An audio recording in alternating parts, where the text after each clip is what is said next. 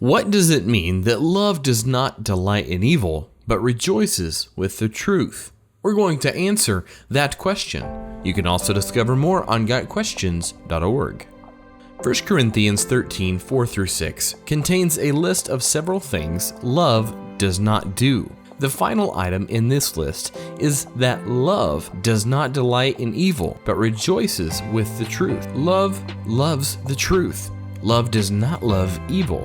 Or, as the ESV puts it, it does not rejoice at wrongdoing. Corinth was an evil place with pervasive idol worship and rampant sexual immorality.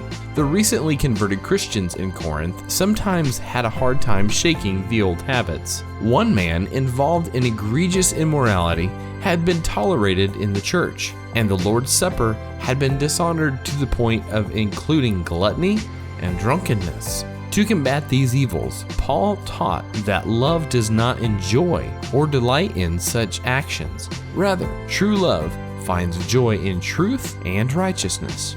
Psalm 1:1-2 offers the proper attitude concerning the truth.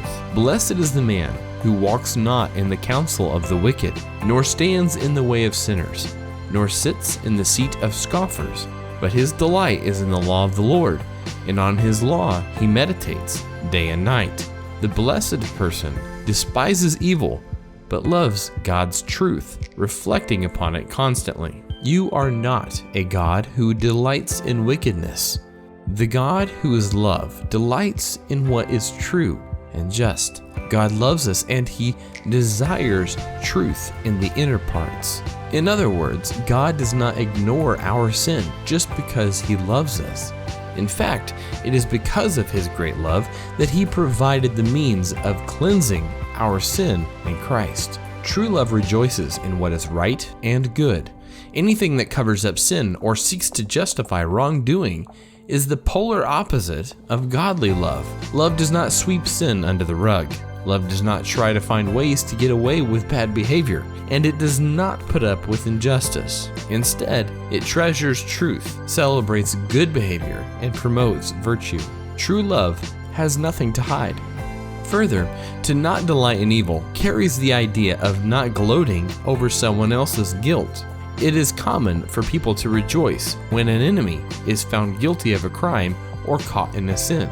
This is not love. Love rejoices in the virtue of others, not in their vices.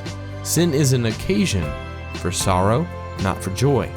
Basically, to exhibit God's kind of love, we must have God's perspective on sin and righteousness. The better we understand love, the more we will sorrow over those who commit sin.